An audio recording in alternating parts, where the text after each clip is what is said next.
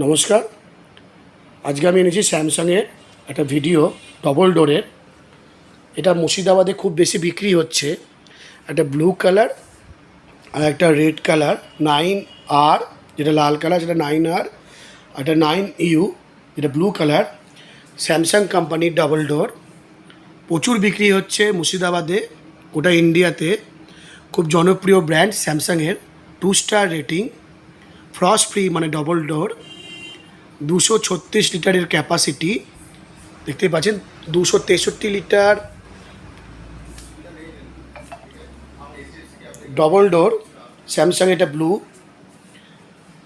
কাজটা দেখুন একবার, কালারটা খুব কম দামে পাওয়া যাচ্ছে এখন মুর্শিদাবাদে।